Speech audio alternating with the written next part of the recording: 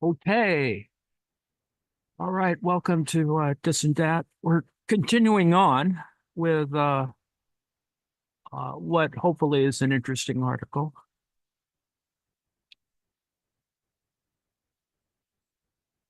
Not sure whether we'll be able to see the little video with the author himself, Lapavitsas. Maybe we'll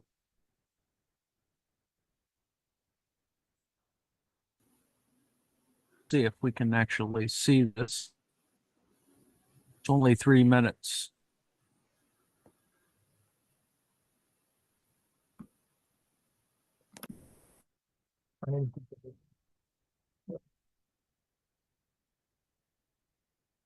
My name is Kostas Lapavitsas.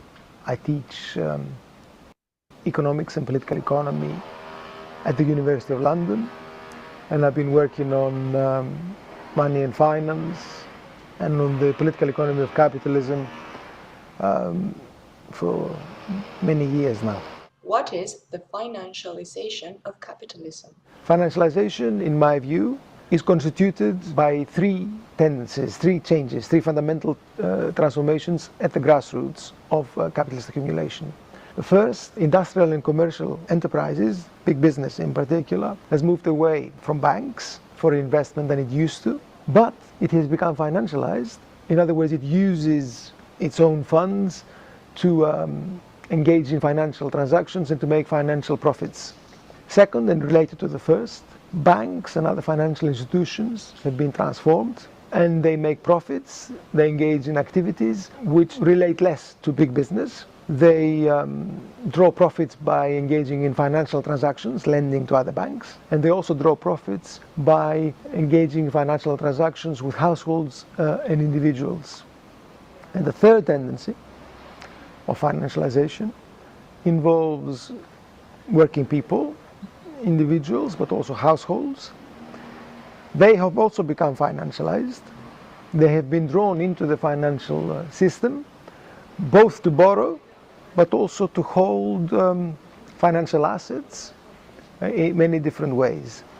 The reason why this has happened is because public provision of health, education, housing, pensions, and so on has retreated during the last 3 to 4 decades, and private provision has taken its place.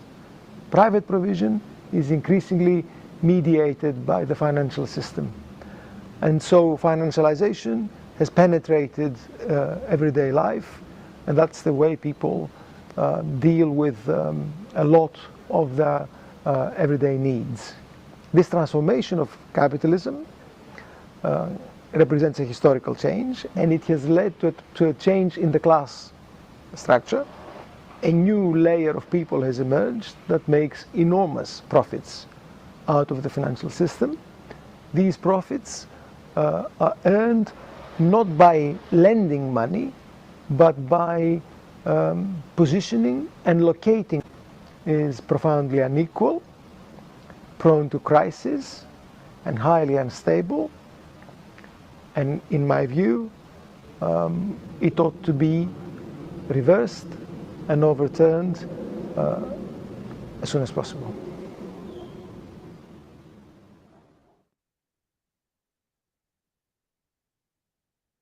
That all seems hopefully pretty clear. It is privatization, a form of privatization, the neoliberal deregulation, all of those sorts of things, creating new kinds of just another version of capital, or to think of capitals. So we're going to continue on with the and finish off the article just to get us sort of squared away, I think, in preparation for some other matters. But let's just finish off with the article.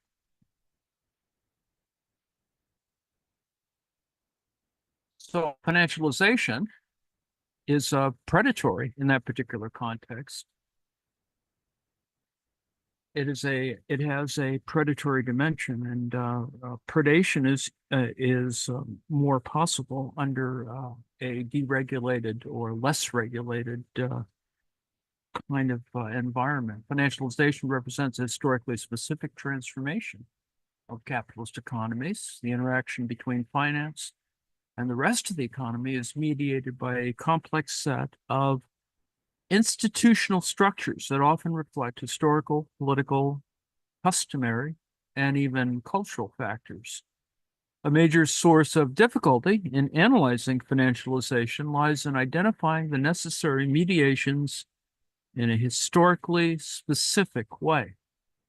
Financialization does not readily lend itself to abstract theorization because it represents epochal change, that is, changes in epochs, resting on financial phenomena that are inherently institution specific. So you can see in a larger picture that it does require not thinking of it as a fluid environment necessarily, but something that has institutional elements built into it.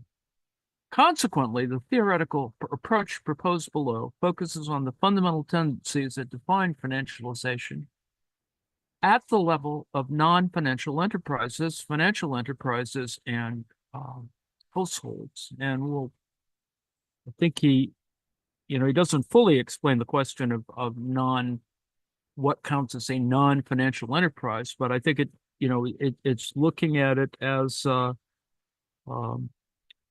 kinds of enterprises that you could call quasi-financial, in the sense that they function, they have there's a certain way in which you can think of it as tangible.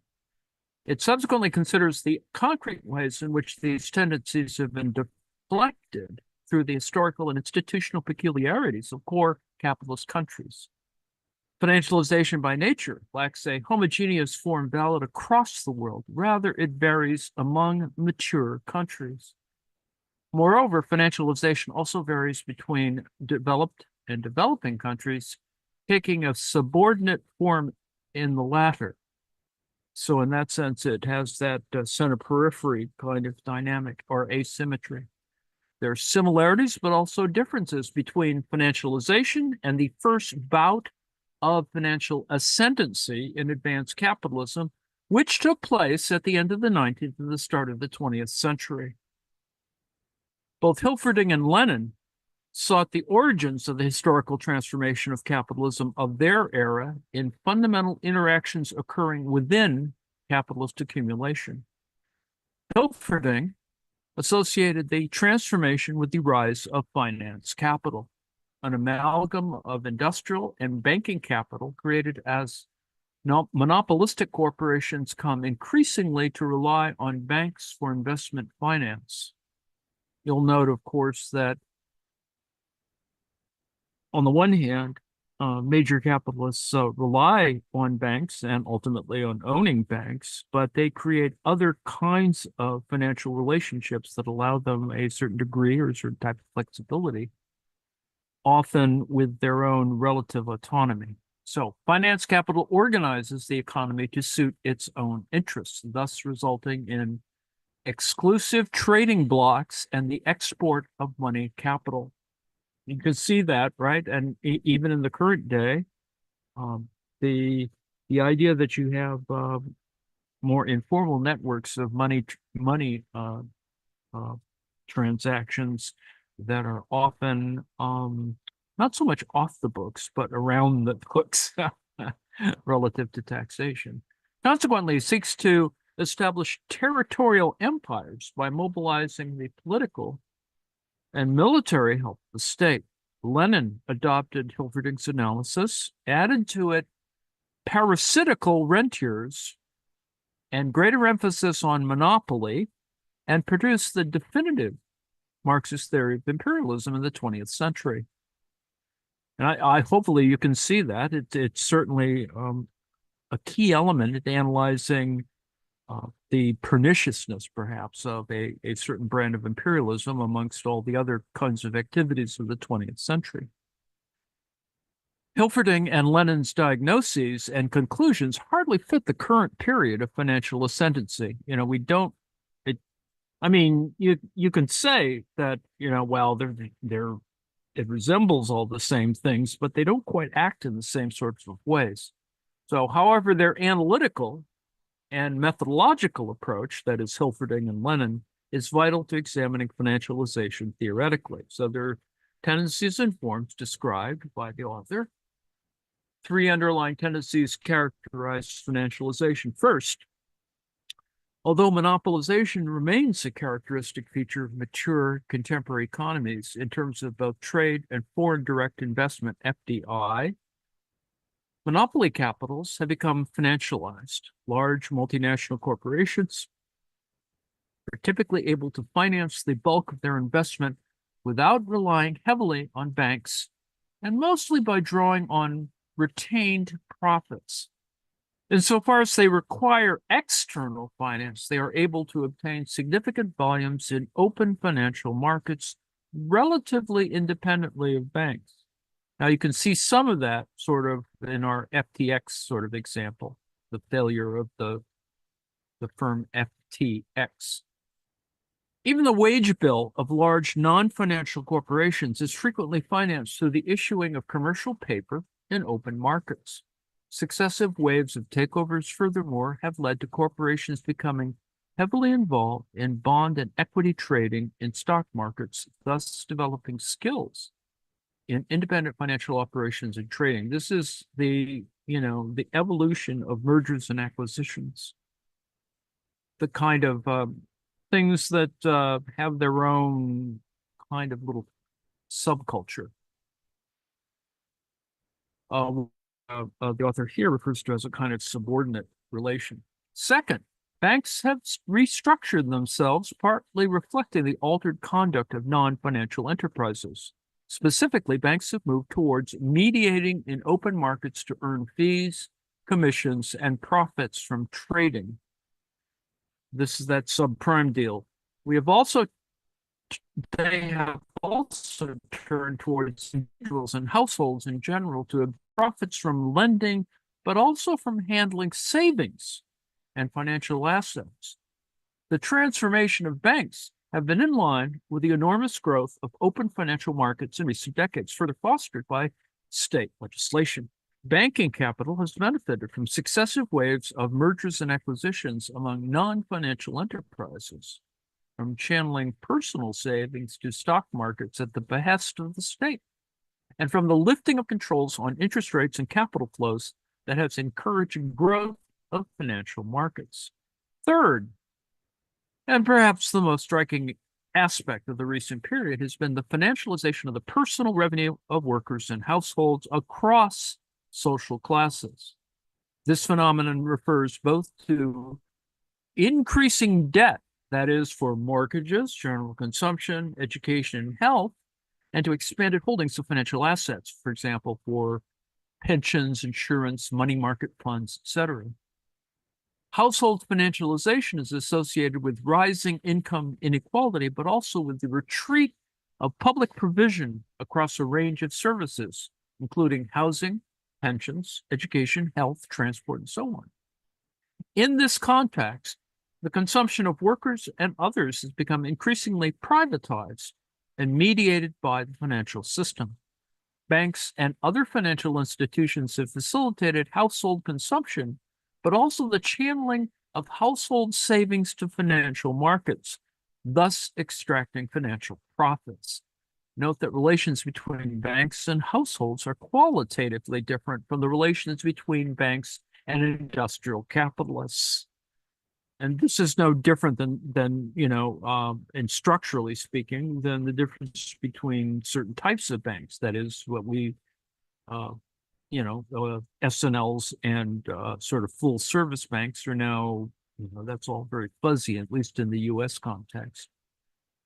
Financial transactions between banks and households do not refer directly to the creation of profit, that is surplus value, in the sphere of production. So it's not quite identical to, so we're sort of in the sphere of distribution, and not in the sphere of production, Department 1, Department 2 sort of things. Generally speaking, workers seek finance to acquire use values. In contrast, financial institutions and industrial capitalists engage in financial transactions aimed at profit extraction. Moreover, workers are systematically disadvantaged compared to banks with regard to economic information and power. There's asymmetry in operation here. Thus, the systematic extraction of financial profits out of the revenue of workers and other social layers constitutes a new set of relations that has been called financial expropriation. Financial expropriation is a characteristic feature of financialization and represents the re-strengthening of the predatory outlook of finance towards the economy and society. The three underlying tendencies, recall that we were looking at The Big Short, and that's kind of what was going on there. The three underlying tendencies of financialization have emerged within the historical and political context of neoliberalism, including financial liberalization and labor market deregulation. Moreover, the epochal features of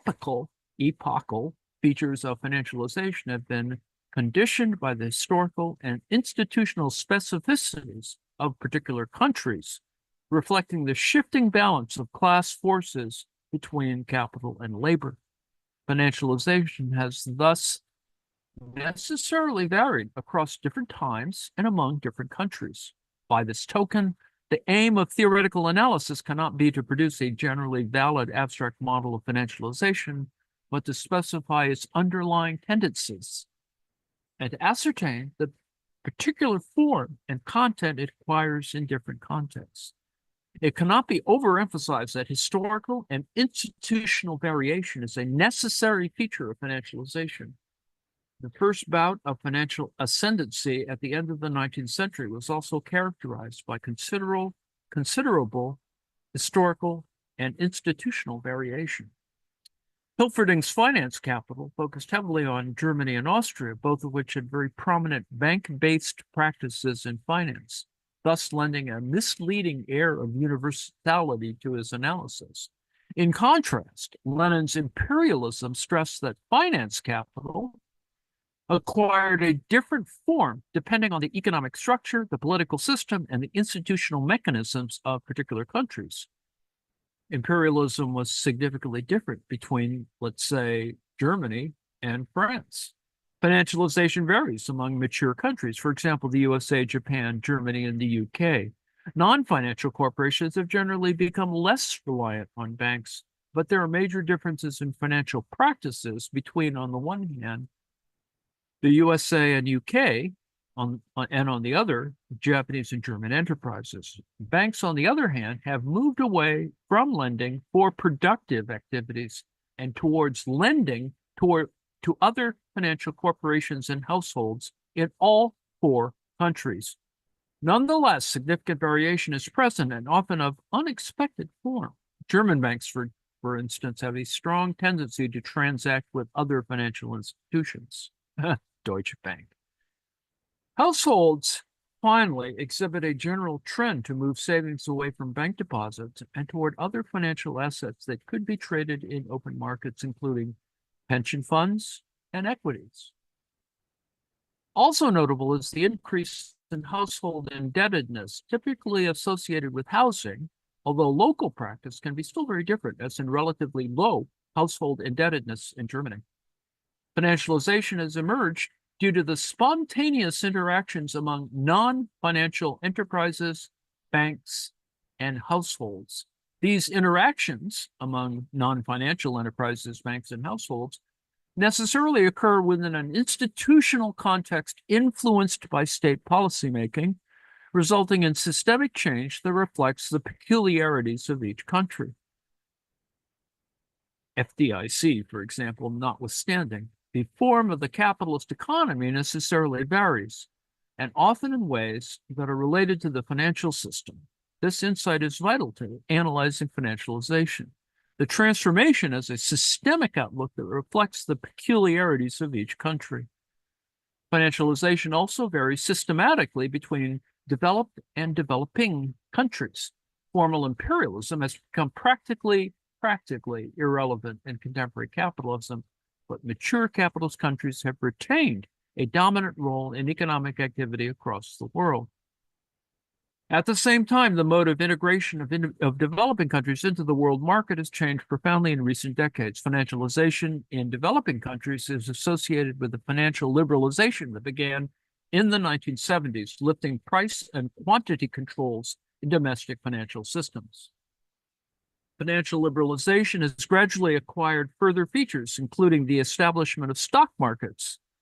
By the late 1980s, financial liberalization had morphed into an integrated pro-market development strategy, i.e. the Washington Consensus. Now, the Washington Consensus, in terms of a definition, is, the linking of various institutions like the IMF, World Bank, etc. You could, I suppose, in your most paranoid thinking, think of this in a different sort of Bilderberger trilateral sort of way. A fundamental component of the Washington Consensus has been to open domestic economies to international capital markets, typically on the grounds that capital would flow from rich to poor countries, thus promoting development. However, in the 2000s and the 21st century, as developing countries became more closely integrated with world capital markets, precisely the opposite has taken place. The peak years of financialization have been characterized by reverse net flows of capital as developing countries have accumulated reserves of international means of payment, mostly in US dollars. The accumulation of reserves has acted as catalyst for the growth of domestic finance in developing countries, spurring the emergence of financialization, but with a subordinate character. Entry of foreign banks in developing countries has further fostered the evolution of subordinate financialization. Summing up, the 2000s have been a period of accelerated integration of developing countries into the processes of world trade and finance, with significant variations, which has lent an international as well as a domestic aspect of financial to subordinate financialization. In the 2000s, there has been strong growth of FDI and significant short-term lending, but weak portfolio flows from developed to developing countries. At the same time, developing countries have registered large current account surpluses through rising commodity prices and manufacturing export. In other words, there's leverage from, where stuff is moving from in terms of commodity forms. Above all, there's been enormous accumulation of foreign exchange reserves by developing countries. The result has been negative net capital flows. That is, poor countries have financed a select few among the rich countries, mostly the US, holding enormous hordes of dollars. This world money has been an integral part of subordinate financialization. The costs to developing countries have been substantial, gauged either as the spread between domestic and foreign interest rates or as the cost of sterilization by central banks. Developing countries have been paying an implicit tribute to developed countries, mostly to the US, the hegemonic issuer of the dollar. Reserve accumulation has contributed to the growth of domestic financial markets, thus also boosting domestic financialization. Sustained foreign bank entries into developing countries has exacerbated subordinate financialization by encouraging a shift of banking practices towards open financial markets and personal income as a source of financial profits. Domestic financial expropriation appears to have taken root in several developing countries in the 2000s, resulting in rising individual indebtedness. Now, concluding remarks. Confronting financialization. Financialization is not the outcome of policy. It has not resulted from the lifting of financial regulation. It is not a tendency that can be dealt with through regulatory change alone. The crisis of 2007 and its aftermath, furthermore, indicate that financialization is persistent. Confronting it and dealing with its problematic outcomes from the standpoint of working people will take more than merely intervening in the regulatory framework of finance. Financialization represents a transformation of mature capitalism resting on the altered conduct of non-financial enterprises, banks, and households. The transformation has taken place during the last 4 decades within an environment determined by neoliberal ideology and shaped through deregulation of labor and financial markets, labor markets and financial markets. Financialization also has a subordinate dimension in developing countries, reflecting the hierarchical nature of the world market and world money. Thus, there are no simple ways to confront financialization through regulation. This is without even considering the enormous social and political power of finance, which would certainly be mobilized to block reform nationally and internationally. The poor prospects of regulatory control inevitably bring to the fore the issue of public property over financial institutions. If public property and control were widely reestablished in the sphere of finance, the introduction of regulatory measures on the operations of finance could also be considered on a different basis. Public banks operating in the spirit of public service would more easily refrain from speculation and more naturally accept restricted trading in open financial markets. A weightier presence for public banks in the financial system would, moreover, reduce the ability of private banks to influence the policymaking environment. Now, financialization, however, has also drawn strength from the increasing involvement of households in the realm of finance. Consequently, confronting financialization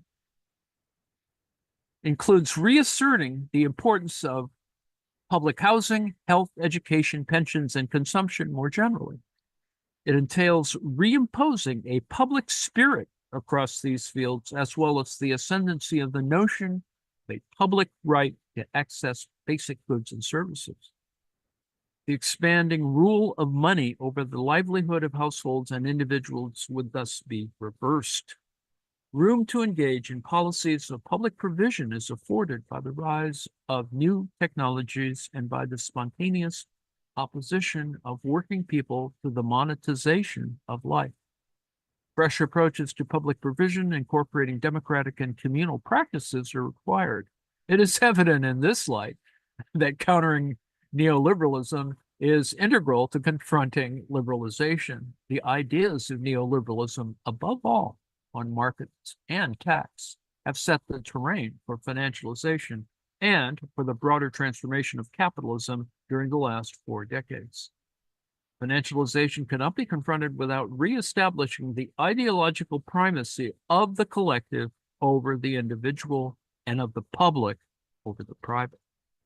It cannot be opposed without reassuring the superiority of the public interest over the profits and benefits of the individual. It cannot be reversed without accepting that public authorities have the right and the obligation to intervene in the economy in the interests of the many. Only on this basis would it be possible to devise policies that could reestablish control over capital domestically and internationally. Confronting financialization, in other words, is inherently a stance that leads to anti-capitalist ideas, policies, and practices, and for this reason, should be part of the struggle for socialism. Now, all that seems perhaps more obvious to those who sort of think about it, but you know, this idea of financial expropriation is a reasonable and interesting idea, and I think it would be worth it to think about how some of these things operate. And you could say, you know, hedge funds as wealth pools of the rich have operated in this kind of way. Hedge funds not having a certain regulatory element that or requiring a greater regulatory element. You could argue, in fact, that there are quasi-bank-like activities going on that require further regulation. And, you know, obviously it is the goal of, you know, from an agency point of view, of some folks to try and get around that all the time. That's kind of the nature of capitalism itself. A non-financial asset I put in some additional definitions that I think you should sort of think about as you read this or review this material. A non-financial asset refers to an asset that is not traded on the financial markets, and its value is derived from its physical characteristics rather than form, rather than from contractual claims. Examples of non-financial assets include tangible assets, such as land, buildings, motor vehicles, and equipment, as well as intangible assets, such as patents, goodwill, and intellectual property. The artwork kind of fits in there too as an intangible asset. A hedge fund is a limited partnership of private investors whose money is pooled and managed by professional fund managers. So you can see it can function as a quasi-bank-like activity or an institution, even institution. These managers use a wide range of strategies, including leverage, that is borrowed money, and the trading of non-traditional assets to earn above average investment returns. A hedge fund investment is often considered a risky alternative investment choice and usually requires a high minimum investment or net worth. Hedge funds typically target wealthy investors. Hedge funds are actively managed funds focused on alternative investments that commonly use risky investment strategies. Junk. A hedge fund investment typically requires accredited investors, and a high minimum investment or net worth. Hedge funds charge higher fees than conventional investment funds. The strategies used by hedge funds depend on the fund manager and relate to equity, fixed income, and event-driven investment goals. A hedge fund investor's investment usually is locked up for a year before they may sell shares and withdraw funds. Note the function of the Trump Media Group entity that is this kind of interesting sort of fund that is started fairly high, but now is continuing to fall in value. And one wonders, considering how little money it makes, what it's actually being used for from a liquidity point of view. But anyway, that's another story. I include a little reading. It's a direct reading from a text on responses to Marx's Capital from Rudolf Hilferding to Isaac Illich Rubin.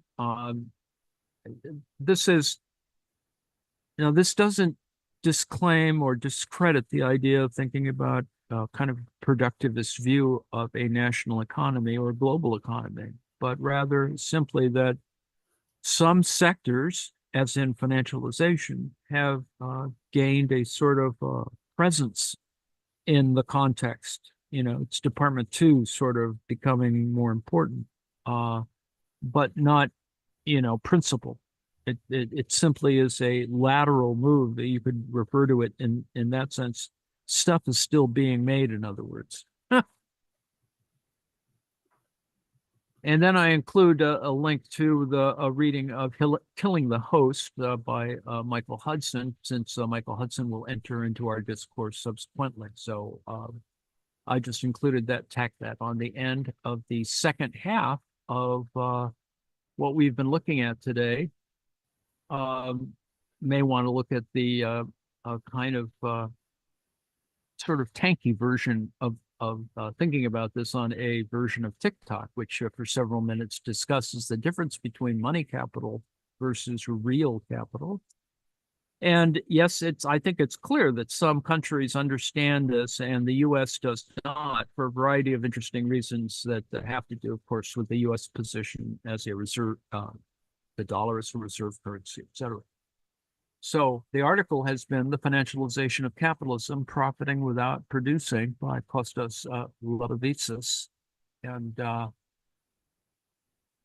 talks about how contemporary capitalism is financialized and the turmoil commencing in 2007 is a crisis of financialization.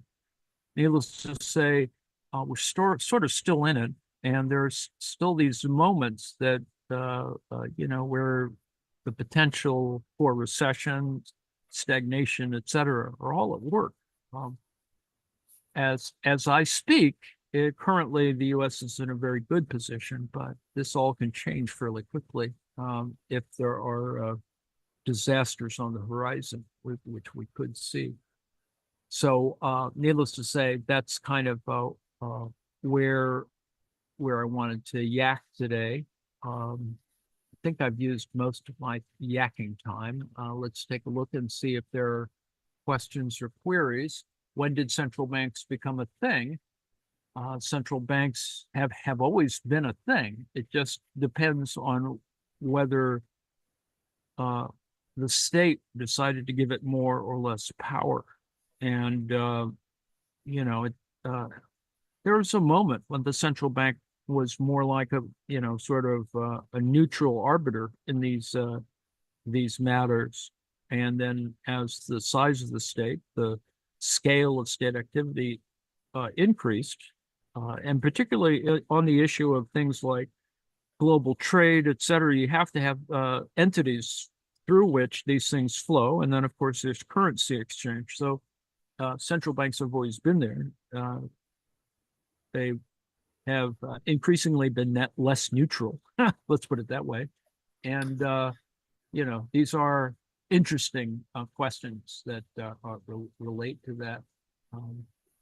Continuing financialization, of course, that's sort of what's going on now. A feature that is a post-monopoly or a symptom of monopoly capitalization. Did central banks change any during this? Sorry? So did central banks change any during this financialization transformation? Like, well, I mean, central banks have changed the quality of what they do. Some of them meddle in open markets, particularly on the issue of these larger scale transactions, particularly in manipulating the money supply.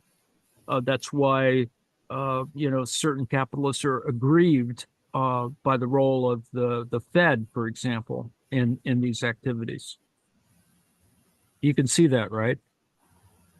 What the Ron Paulists want Jerome to do. Well, they want to kill off the Fed, and there still will be a central bank, of course, but it'll be this smaller, more defanged entity that has less control, and that other shifting control will go back to a more fragmented, let's just put it that way, a decentralized system of capital support. Well, yeah, I guess that's part of my question is like, what are the functions? What functions do central banks serve? Well, I mean, it is. Supply. Well, let's use the bad example. The bad example would be a Ron Paul killing of the power of the Fed, and the worst example, I suppose, in the United States context would be to have 50 central banks.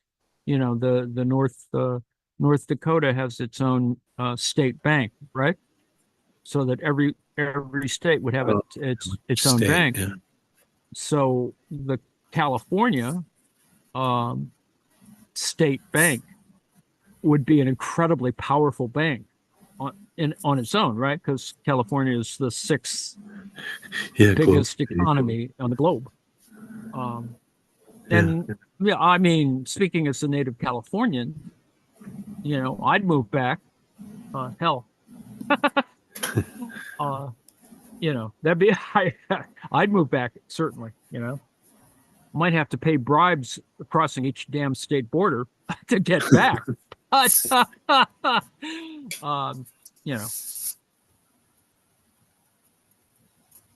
I mean, that's what some people want. They want a certain kind of autonomy or sovereignty and fewer regulations. And if you're a rich person, it's just more personal profit, more personal accumulation for such financialization.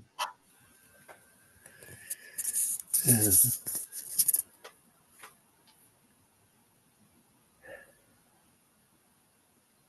All of this has to do with the idea of minimizing sort of in the case of the Ron Paul folks, is to minimize in a libertarian way the federal apparatus, right? The state apparatus, a minimal state would be optimum in that case. Now, there's a fallacy in that argument, but let's just take it for what it is. It's what they yak about every year at the or every 4 years at the Libertarian Party's conventions.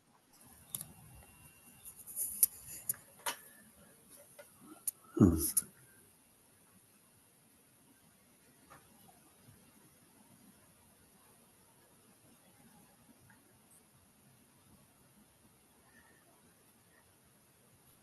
So is he suggesting, regulation is the basic way of confronting this financialization?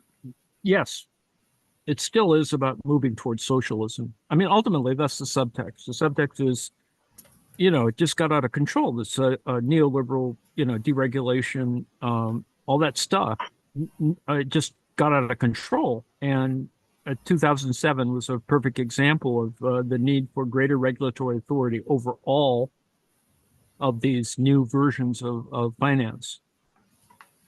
I mean, essentially, capitalism tried to skirt regulation for about a century, or each time the system screwed up and new regulation was put in, capitalism tried to get around it. Just as so it's just as a matter of natural sort of thing. It does that.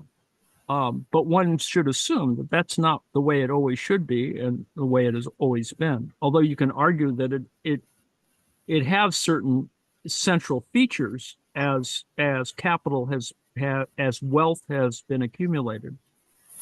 Yeah, well, that's kind of my first kind of point there, is that it's, again, harping on this terminology thing or whatever. Instead of surplus value, call it stealing. Well, instead of capitalism, just call it greed. Oh, well, yeah. Hey, it's, I mean, how much stuff do you really need? I mean, Right. seriously. I mean, you know, after car number 25, I don't think you really want to get to 34. I mean, why get to 34? You can't drive more than one at a time, right? Right. I mean, really. I just, I mean, you could do it to just say it's there. I mean, I assume that Jay Leno and David Letterman have these massive garages in various places with all the things they've accumulated. And I assume they've sold off some of them just simply because for liquidity or whatever. But it's a certain moment. You just, I mean, David Letterman, for example, he owns a Porsche 935 or whatever it is. I mean, where are you going to drive the damn thing? Yeah. And if you live in Connecticut, you're going to be stopped by the state troopers every, whatever, couple miles.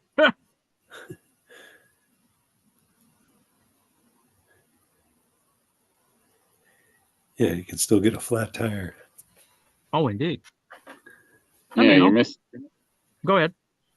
The point is not that you can't use or own all those things. The point is that accumulation is the point, Indeed. and that having more than others and the insatiable need to maximize one's accumulation, and the only within capitalism, which is what we're stuck with, it ain't going to change anytime soon. Taxation is the only antidote, and just tax the hell out of but I mean, like we did. I mean, it's so ironic that the Republican Party wants to return to the way life was, make America great again, like it was in the 1950s. Nobody talks about the fact that, well, in the 1950s, the top marginal tax rate was 90%. Indeed. And so I'm all for it. If you want to make America great again like that, yeah, let's do it. And indeed. that never gets brought up. No, I mean, that's how we built this great America, was by taxing people, making sure there were no billionaires or trillionaires soon to have. but then again, we also had a regulatory system that limited how you finance elections. So Right. until we do that, as long as you can buy your politicians, as the New Yorker cartoon back in 2008 said, it's like, when they're in a boardroom and one businessman talking to another. Well, these new financial regulations are really going to complicate how we get around them. Yes, we do live in a New Yorker cartoon. I mean, the irony. Whatever regulations you put in, they're going to get around. They always do. I mean, there's a whole industry of people doing that, right? There's an entire legal apparatus. That's what the legal apparatus is for. Yeah. I mean, until you make it, reinstate Glass-Steagall so that banks, can't do those things. You can be an investor and you can take all that risk, but you can't be a bank. Yeah, that's, it got crazy for a while. They're bank-like entities. The problem is banks versus things that were like banks or appeared like banks, but weren't banks or whatever. You have different variations on the same problem. What was the innovation that one guy did in The Big Short, where it was sort of the precursor? Credit default swap. Yes. The credit defaults. Well, credit default swaps. I think I have read that actually they're a good thing. That they actually have a purpose in some kind of mitigation of outrageous, financial dealings. Because it's the ability to bet against a highly risky instrument like a collateralized debt obligation. In that sense, it functions in an indexical kind of way. In other words, it has a relative stability, but only a relative one. Only a relative. I mean, it's certainly no answer to regulation. No, it's not like. No, well, people have. But you can see the ideology of it. Oh, well, it'll self-regulate, it's self-governing. Well, right. No, it's not fucking self-governing. No, it's not. Right. It is not self-regulating at all. And there's no such thing as self-regulation. It's self-flagellating. Well, the fact is, though, all the people participating in this financialization apparatus, assume that there's a certain order to it. Well, no, it's not. It's a shifting sands or whatever. Now, in some national context, there's greater controls. Japan has survived because it has greater concentration of these monopolistic entities, right? The economy is essentially, run by certain major corporations, what is it, 6 or 8 different entities. And it's like the South Koreans run in the same way, that has a certain corporate construction, which is not the way the U.S. is. I mean, the U.S. is, but it's kind of fragmented. It's more fragmented or more whatever. And it has the benefit of being, the reserve currency or whatever, the hegemon. This is true. I mean, what did they call that? Go ahead. When the king had like the first right of, Oh, yeah. Yes. I can't remember what it's called. There must be a Latin term. I have to find what the Latin term is for it. The right of the sovereign to every marriage bed or whatever.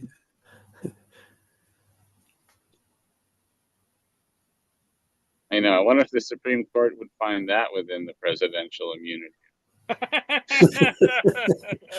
Well, Elon Musk is doing that, right? Isn't that the whole Elon Musk deal, is to have,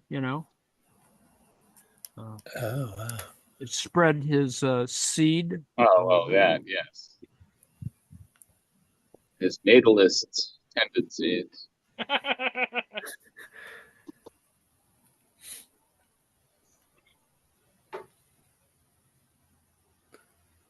But no, the game is so insane.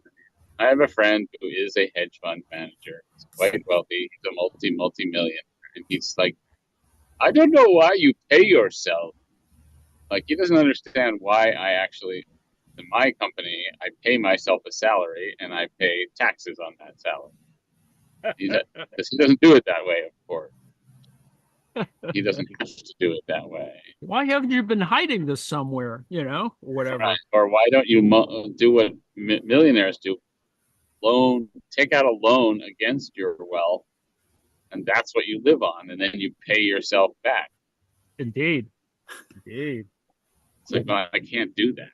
I mean, I could do that for $50,000, but I can't do that to live on. Yep. Yeah, he just doesn't. He gets around taxes so easily the way he's structured his company. I mean, he still pays taxes, of course, but he doesn't pay so much less than I do. He's like, it's crazy. I pay less taxes than you do. Yes, I know. But what are you going to do about it? Well, I'm just doing what's legal. That's what he does. What's legal? Yes, As long indeed. as it's legal. It is what's legal.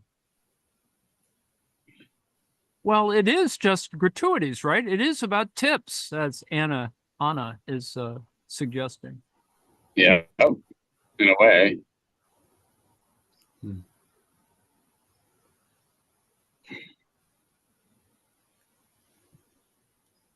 It's unfortunate that Trump is trying to confuse everyone with all these things. I mean, after all these, now for some reason he's in favor of something longer in terms of 6 weeks for abortion, and technically he's in favor of legalizing, grass. Right.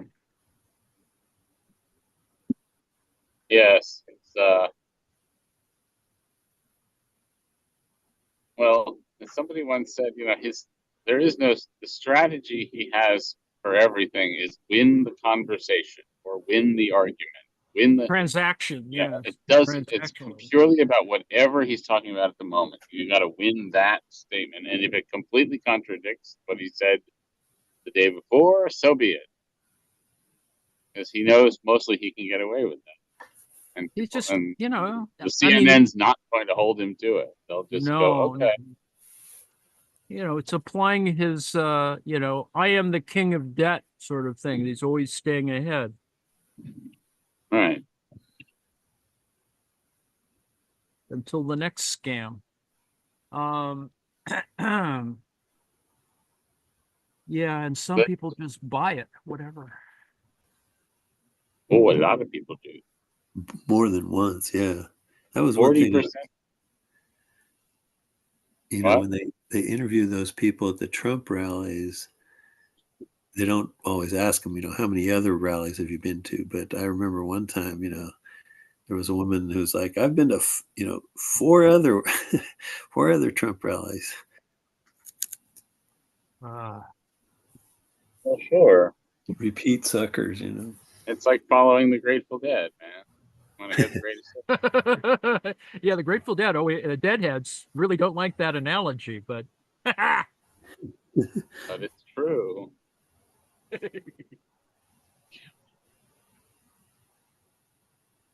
Other comments? Rob, greatest hits?